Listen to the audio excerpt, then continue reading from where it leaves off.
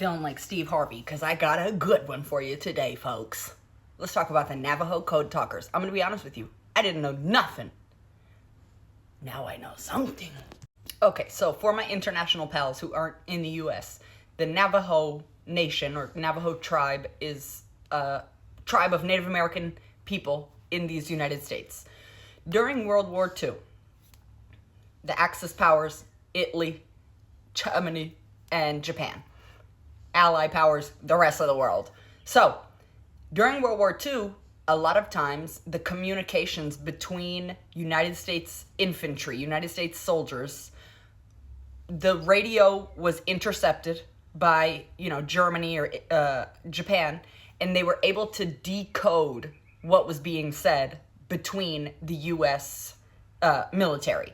So, we may joke about, the Eagle has landed, Foxtrot, and this and that.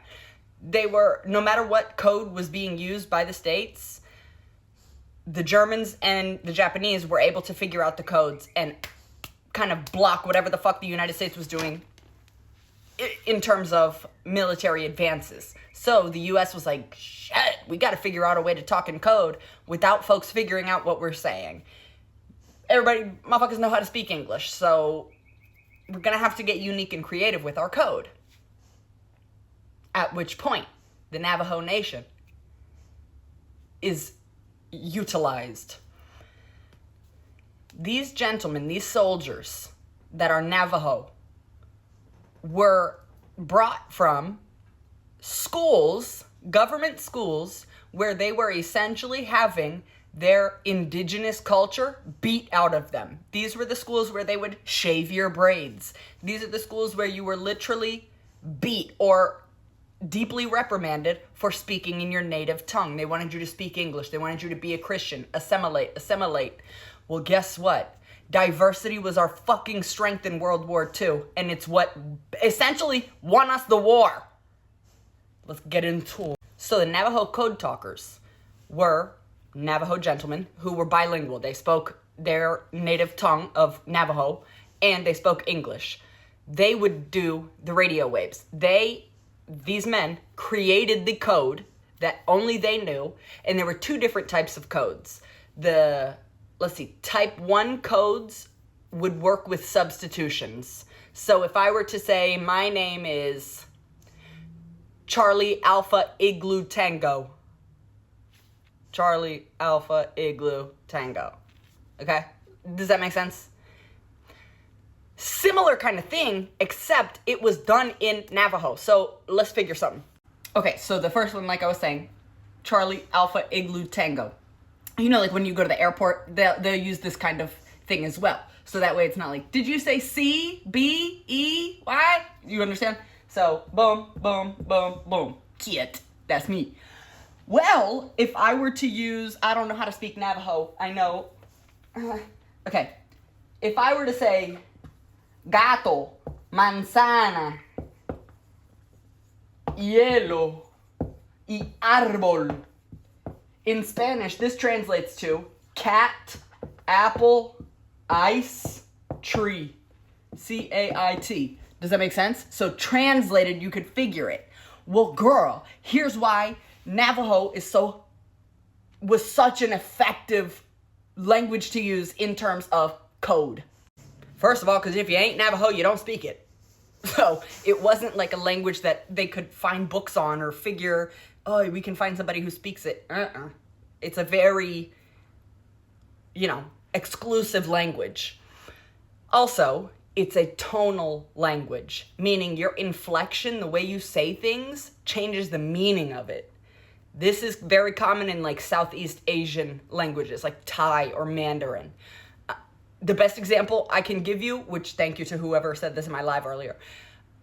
In Spanish, the word papa and the word papa, one means potato, one means my dad. Okay? So that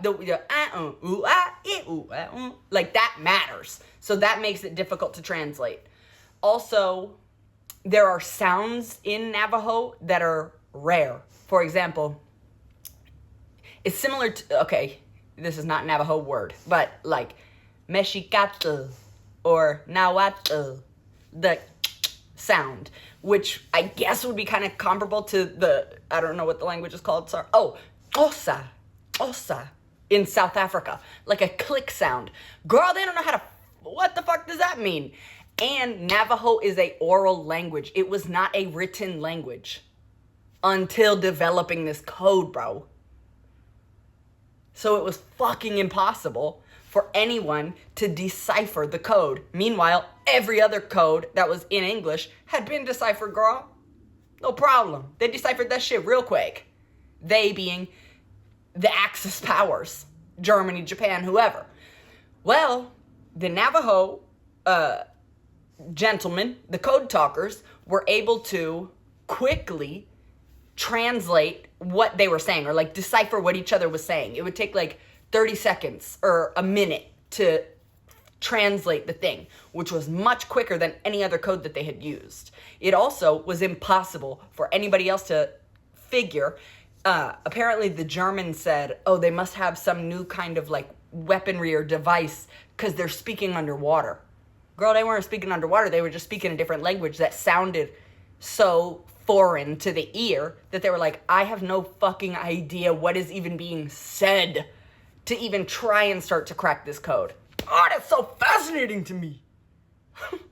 Okay, what was I saying? Oh, they had two different kinds. So one was that, you know, Alpha Bravo Foxtrot thing that I was saying.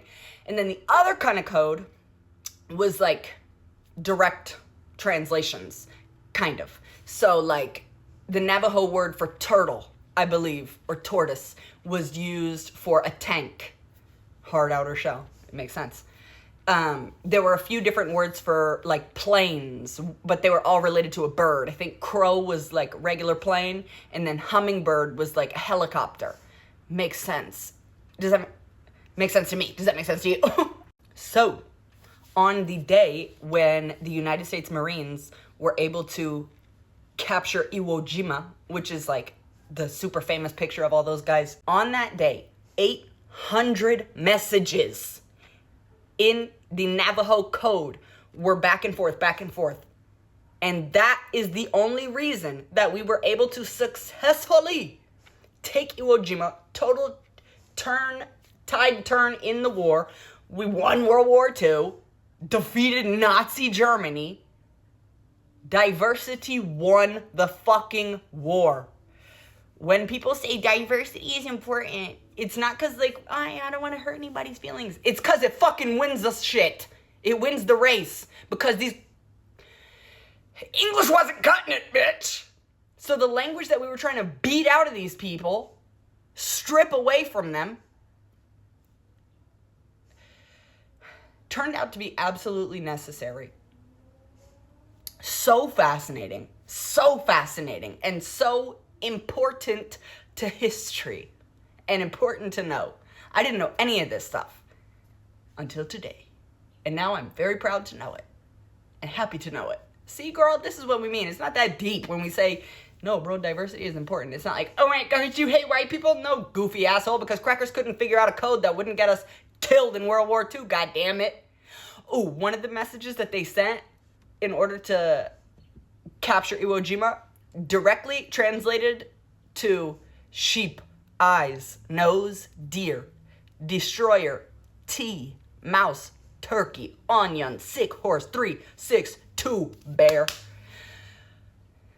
Send, and then destroyer was like demolition.